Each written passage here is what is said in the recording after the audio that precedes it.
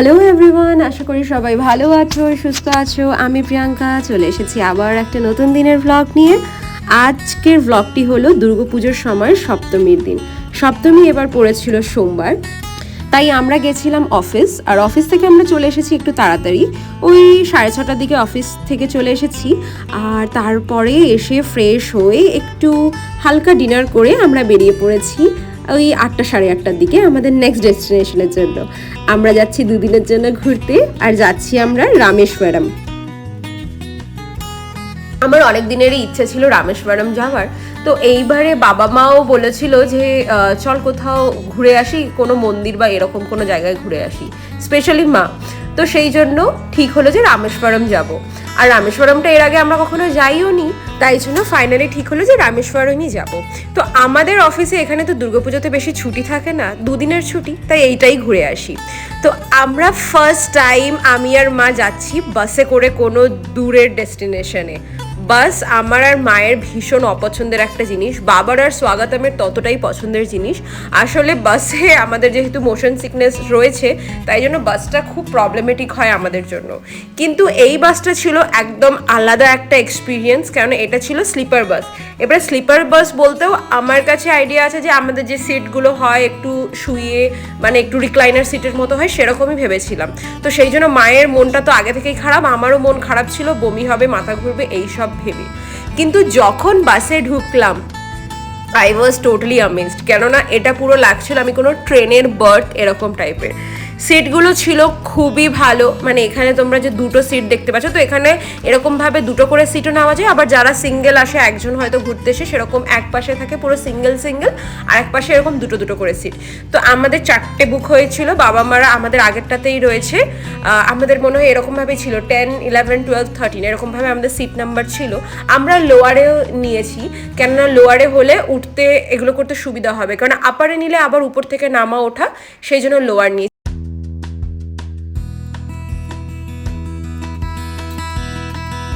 আর এখানে ওনারা ব্ল্যাঙ্কেট দিয়েছিলেন আলাদা করে, ব্ল্যাঙ্কেট ছাড়া ছিল পিলো। আর এখানে পিলো যে ছিল, পিলোগুলোও কিন্তু বেশ ভালো কোয়ালিটির ছিল। আর তাছাড়া যে চাদর দিয়েছিল, মানে বেডশিট টাইপেরও দিয়েছিল পাতানোর জন্য। ইভেন খুব পরিষ্কার ছিল, যেটা সব থেকে ভালো লাগলো যে এটা ভীষণ হাইজেনিক ছিল। আর পুরো বাসটাকে ওনারা ভীষণ ভালো করে ক্লিন করে রেখেছেন। আমার এসি বাসে জেনারেলি আমার নিজের খুব প্রবলেম হয়, বাট এখানে আমার সত্যি কোনো প্রবলেম হয়নি, কেননা এসিটাও খুব সাটল ছিল, মানে এরকম না যে খুব হাই এসি ছিল বা খুব লোতে ছিল, খুব সাটল ছিল, মানে যেরকমটা দরকার। প্লাস এরকম পর্দা করা রয়েছে সবার, বিকজ যেহেতু মেয়েরা শোবে, তো সেই জন্য একটা প্রাইভেসি মেনটেন করা যায়। তো বেশ সব মিলিয়ে খুব ভালো একটা জায়গা ছিল, আমার তো খুব স্পেশালি ভালো লেগেছিলো। ইভেন আমার মাও শকড হয়ে গেছিলো এত ভালো দেখে। আর এখানে রয়েছে আমাদের সাথে গোপু। যারা আমার ভিডিও আগে দেখেছো তারা জানো যে মা গোপালকে সব জায়গায় সাথে করে নিয়ে যায়, তো এখানেও তার অন্যথা নেই, এখানেও গোপু আমাদের সাথে যাচ্ছে দুর্গাপুজোয় ঘুরতে। তো আমরা যাচ্ছি, মানে আজকে সপ্তমীর দিন যাচ্ছি, দশমীর দিন ভোরবেলা আমরা ফিরে আসবো।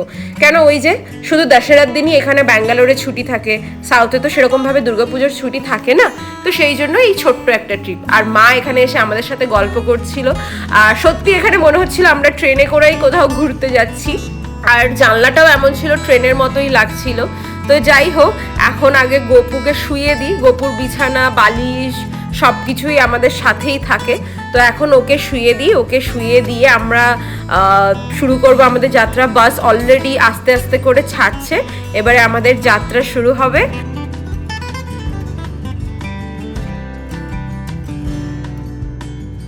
তো মা বাবারাও নিজেদের কেবিনটায় চলে গেছে, কেবিন বলতে নিজেদের বর্তে চলে গেছে, বা নিজেদের সিট, যা কিছু বলতে পারো।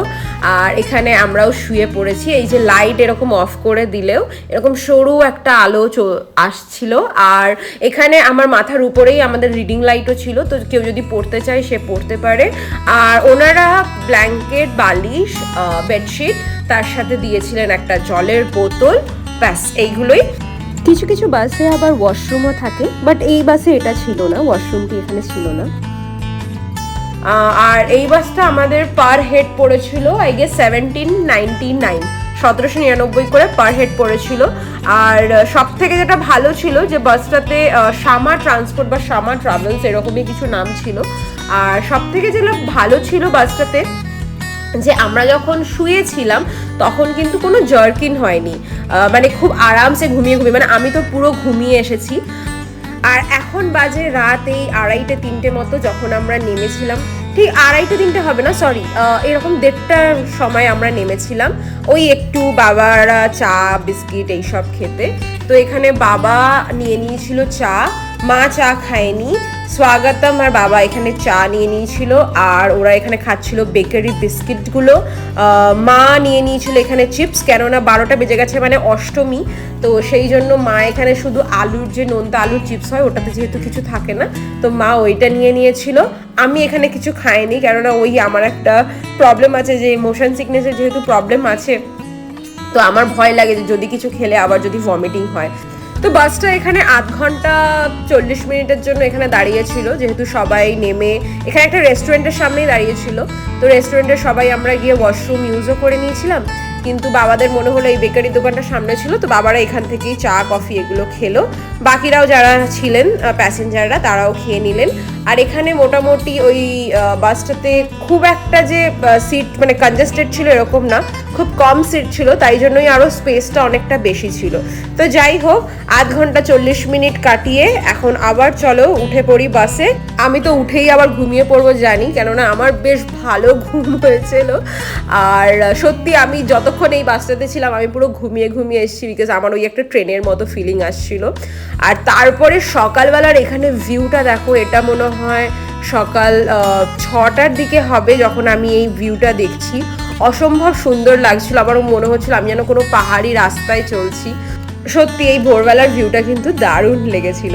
আসলে আমি তো ঘুমাচ্ছিলাম, স্বাগত আমার বাবাই আমাকে ডাকলো যে দেখ কি সুন্দর লাগছে বাইরেটা, তো তাই জন্য তখনই আমি উঠে দেখছিলাম। আর এমনিও সাউথের কিন্তু রাস্তাগুলো ভীষণ সুন্দর আর ভীষণ নেচারিস্টিক হয়, তাই জন্য আরও যেন এখানে ভালো লাগে।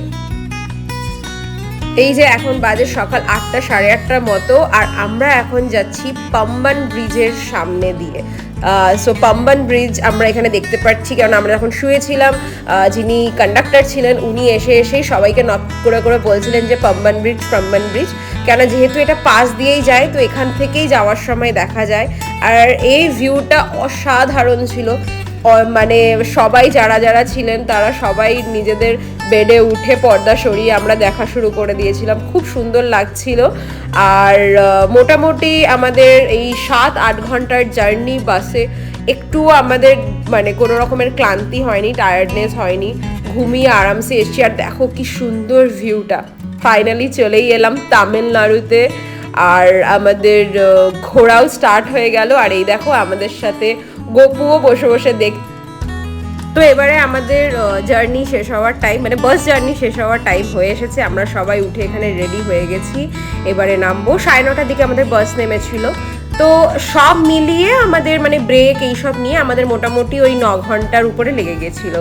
তো চলো ভিডিওটা তাহলে এখানেই থাক, নেক্সট ভিডিওতে দেখাবো রামেশ্বরম কেমন ঘুরলাম, আরও কোন জায়গা আমরা এখানে ঘুরতে গেছিলাম সব কিছু দেখাবো। আর যদি আমার চ্যানেলে নতুন হয়ে থাকো, যদি ভিডিও ভালো লাগে তাহলে একটা সাবস্ক্রাইব করে দিও, ভালো লাগলে অবশ্যই লাইক আর কমেন্ট করো। দেখা হবে খুব শীঘ্রই, সবাই ভালো থেকো, সুস্থ থেকো। Thank you so much.